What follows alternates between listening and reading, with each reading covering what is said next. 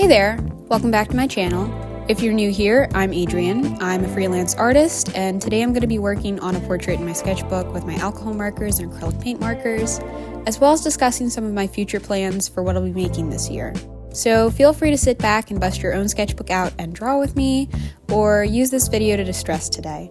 And if anyone is interested in any of the pieces from my previous videos, I give regular updates about my shop opening here and on my Instagram. Now, a lot of art channels do sketchbook tours around the end of the year, but I'm a little sad to say that I won't be doing that just yet. Although I initially hoped to have the sketchbook finished by the end of 2024, it just isn't, and I decided that instead of rushing through it just to meet one of my goals for the sketchbook, it was a lot more important for me that it's just finished in general at some point, and that the work in it is something that I'm actually proud of and that I'm learning from. I vowed back in January, when I made my sketchbook goals video, that I wouldn't drop the sketchbook if I started making less than perfect pieces in it, just to escape to a new sketchbook and have the whole cycle of ditching things I made a couple of mistakes in to repeat all over again. And it's not that I haven't been working on my art more frequently, which was the much more important goal for me to accomplish. I've been making a lot more art these days, and that's been helping me improve faster and work on developing my art style. I just haven't been doing all of that work in this sketchbook. I technically have 3 sketchbooks that I'm working on at the same time. The first is my digital sketchbook, where I do most of my initial sketches and hash out the line art for my more finished pieces. Then my travel/thumbnail sketchbook, where I put my thumbnail sketches before I start doing the initial sketch on my iPad, or so I can plan the finished piece out further before I start it. Then the one that I film the most out of, my Strathmore 400 series sketch art journal. The Strathmore is more of a collection of more finished concepts or pieces that I plan on turning into prints or stickers, and it acts like a nice portable portfolio when I'm working in public if someone would like to see what type of art that I make, if they're interested in commissioning me. That being said, it's led to me only putting pieces that I really like in it, so I end up sinking back into a rut with my perfectionism that I've been trying to curb, so I want to stop that with my next big sketchbook. Like I said, I have a serious problem with finishing sketchbooks after a while, so my biggest goal is to just finish this first sketchbook in general, and taking my time finishing this up instead of rushing to get it filled gives me a lot more time to film when I'm working in it. That's not to say that absolutely everything in the sketchbook is some finished piece that's ready to be turned into a print. I have doodles of my dog in here, and little warm-up exercises. Not everything that I make in this book is serious, but I definitely make more focused and intentional work in this one, rather than experimenting with my color palettes or techniques. I just like the look of something more like an art book, full of finished pieces, than a mishmash of finished and messy stuff. So I tend to have my thumbnail sketchbook beside me and out of frame during the filming of most of my videos, then use my Strathmore sketchbook for the actual piece. It's like my equivalent to that scrap piece of paper that some of us use to test what color we mixed before using it on the final piece, or the back page of a sketchbook used to swatch everything out or make little thumbnails. I just think it's fun to have all that in a book for itself so I can look back at it, or open it up again and try again at a concept to hash out what color palette I really want for a piece, or to test that all my supplies work together before risking an interaction between something water-based or oil-based, or water-based over an alcohol marker, or paint that can be reactivated. That might sound like a bit of overthinking, but from my experience, making sure that your supplies mesh well together beforehand, especially as a mixed media artist, is a total lifesaver that keeps me from having to redo my pieces all the time. That being said, I want to try sketchbooking the regular way in my next sketchbook, or showing more of the fun and messy process to my illustrations in my videos, because I tend to skip showing all the planning and color swatching involved to save more time for the rest of the illustration process. I'm not quite sure which sketchbook I'm going to use next once I'm finally done with this one. I recently picked up the Talon's art creation sketchbook, but after testing out my supplies on that type of paper, I found that it'll probably be better to just be a messier thumbnail or concept sketchbook. I could also try to find another one of the Strathmore art journal sketchbooks, because that one was surprisingly not too bad with watercolors, despite how thin the paper was. I'll be sure to make a video when I start my new sketchbook and let you know if I find that perfect sketchbook for mixed media once and for all. But feel free to share any sketchbooks that you've enjoyed for mixed media, because I'd be very interested to try something new.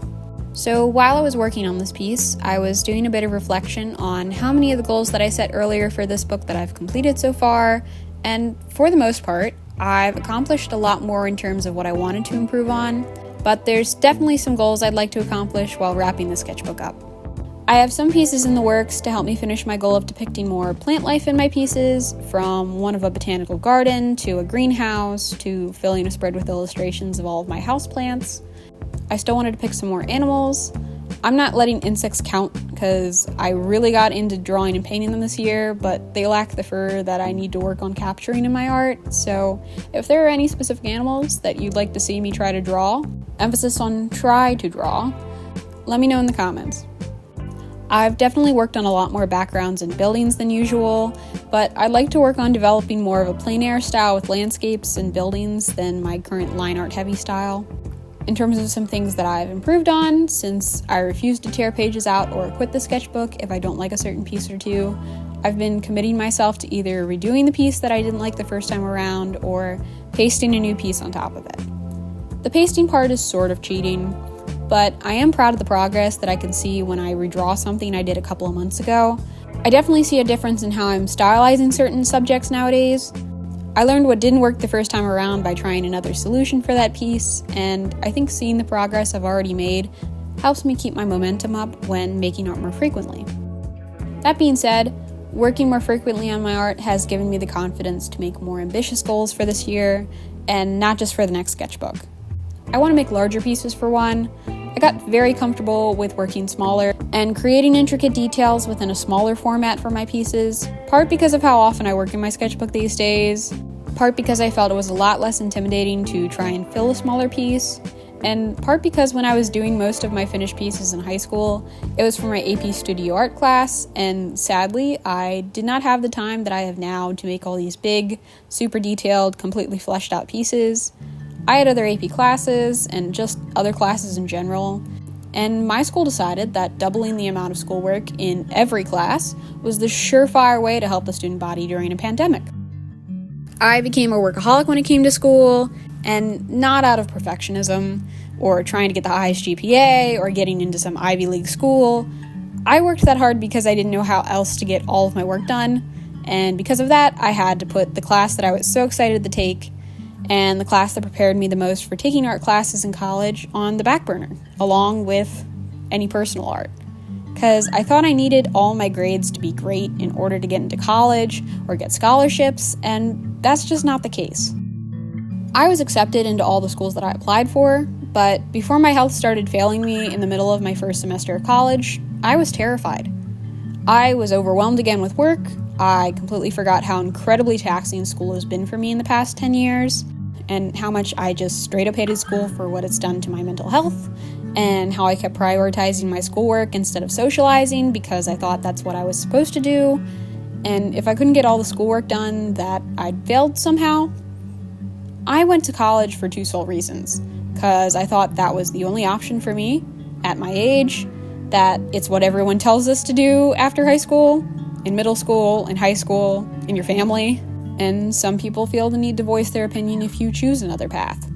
The other reason was, frankly, because I wanted to get back into socializing, especially after the pandemic, and where's everyone my age?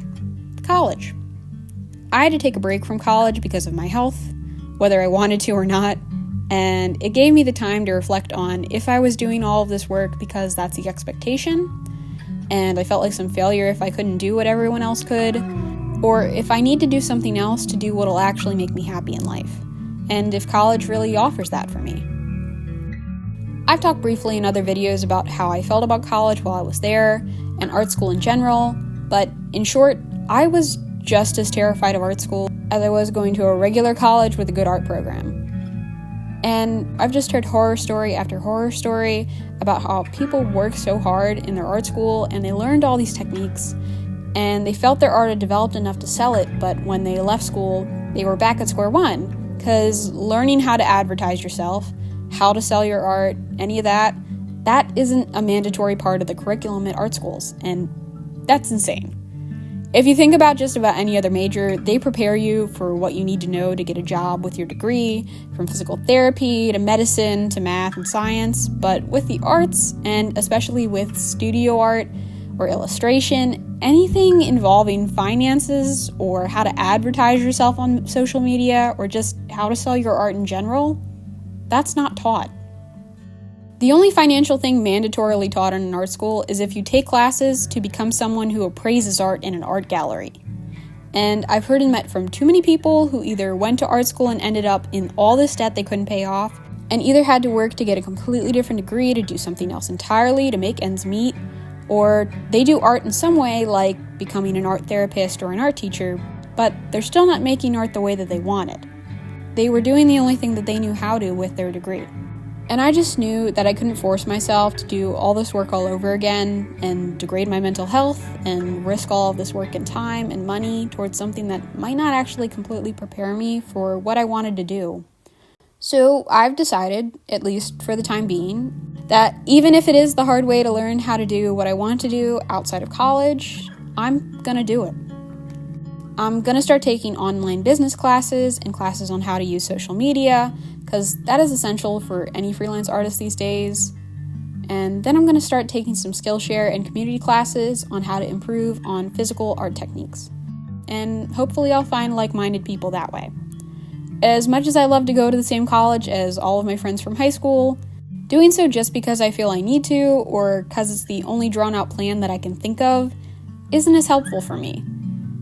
Is this all still a little terrifying to me? Yeah, but what isn't? Being in your 20s is not about having everything figured out about yourself, your future, your life, any of that. As much as I hate making mistakes, I have to. Or I'm not going to figure out what works for me and what doesn't. So for anyone trying to figure out what the right path is for them in their art journey, I'm going to try and document and discuss what I'm learning along the way, because I love art way too much to quit it, and I can't think of a remotely good enough replacement for the joy and purpose in my life that it gives me. And for anyone watching this that just does art as a hobby and would love to make art for a living, but feel they can't go to an art school at their age, or just feasibly can't do it as much as they'd like to, or think they aren't good enough, that's okay. Art isn't one sole thing for everybody. If you can take a community art class, take it.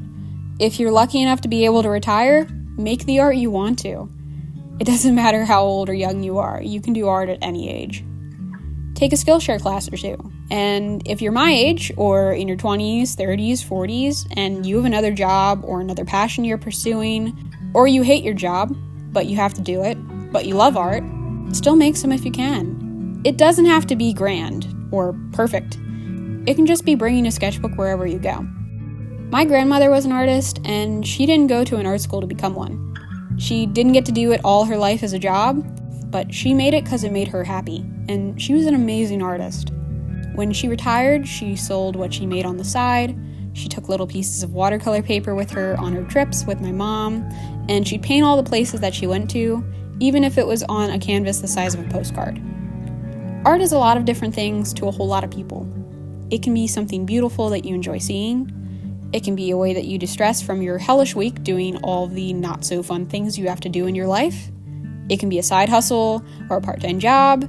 And for me, I'm putting all of my workaholic energy towards making my passion my career if I can. Because art for me is joy, and joy is something that we all need in this world a little more these days.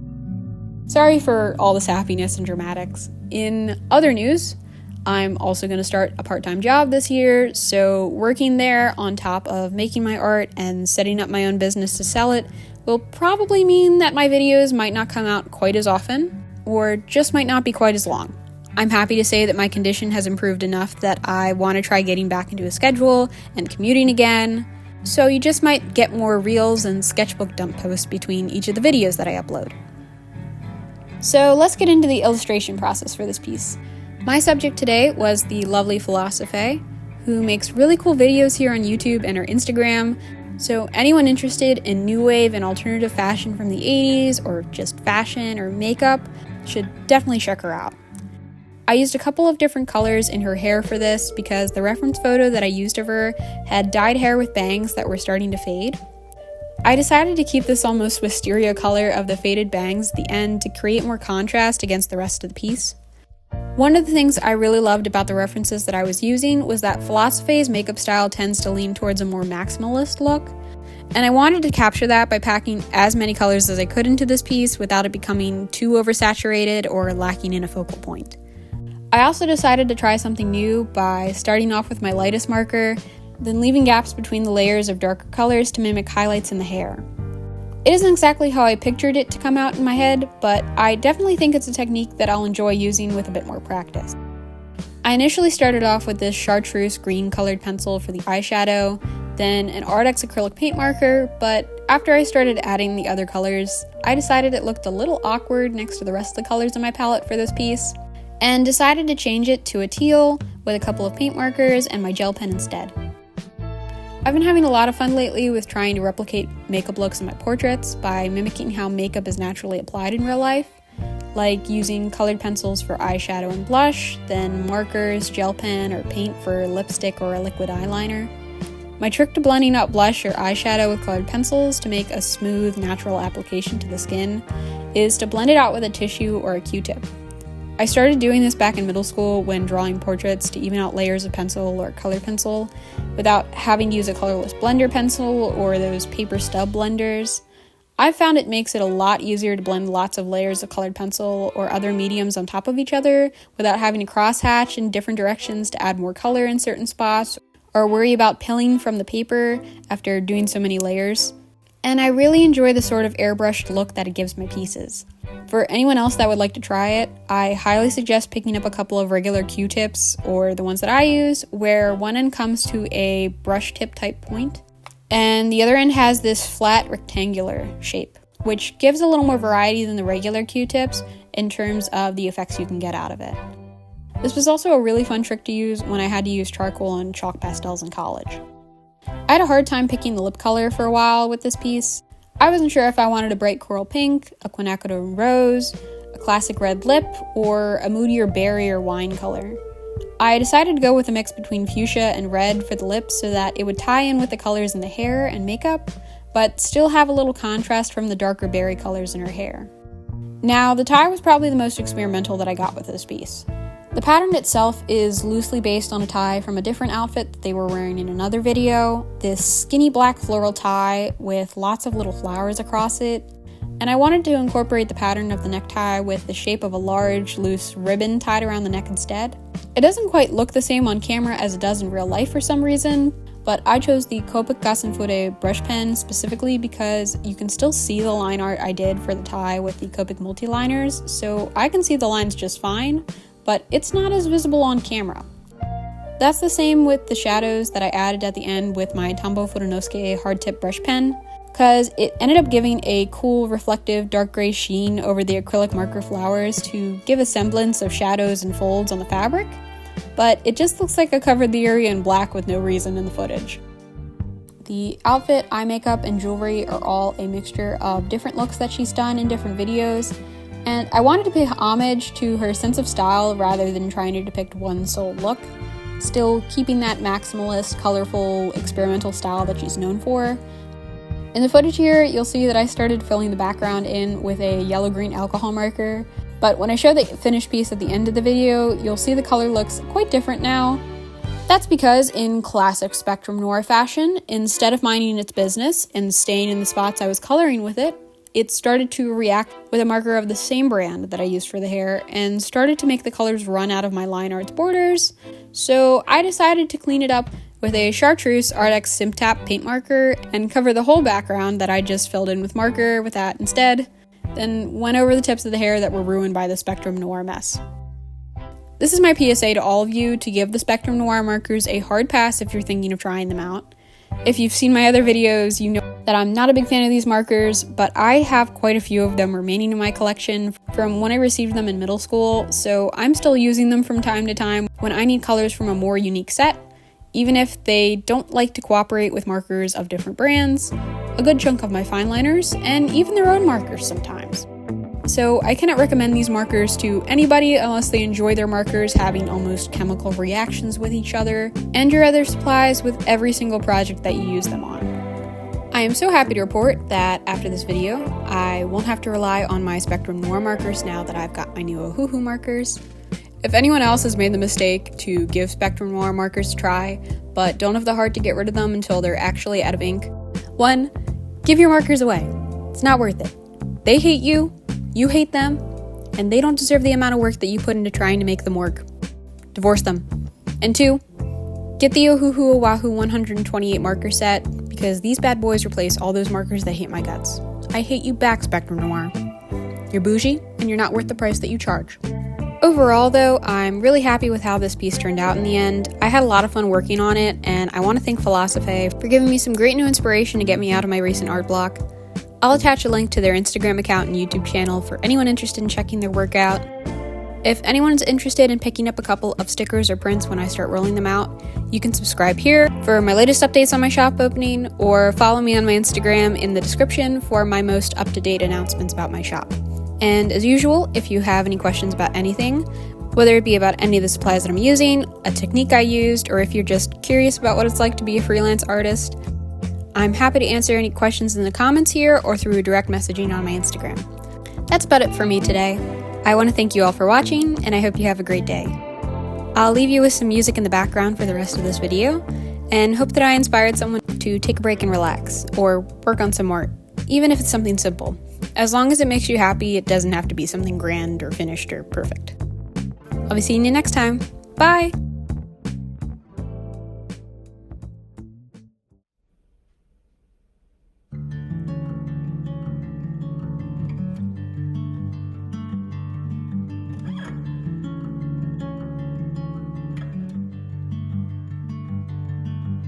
Tall white house with an empty room, and your name carved over that door.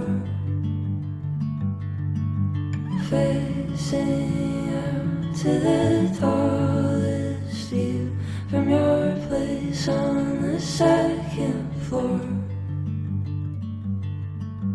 Sounded out to an empty house.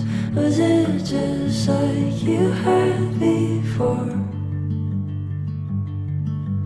Savior pulled from an open mouth. Did you want to be something more?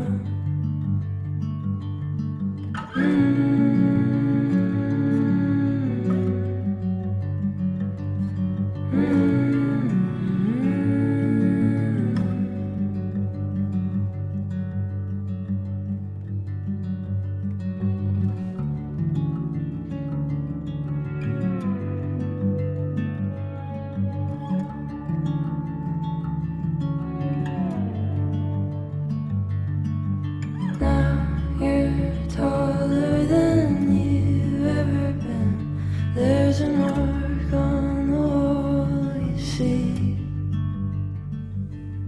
I'm sure that someone will draw a new one and cover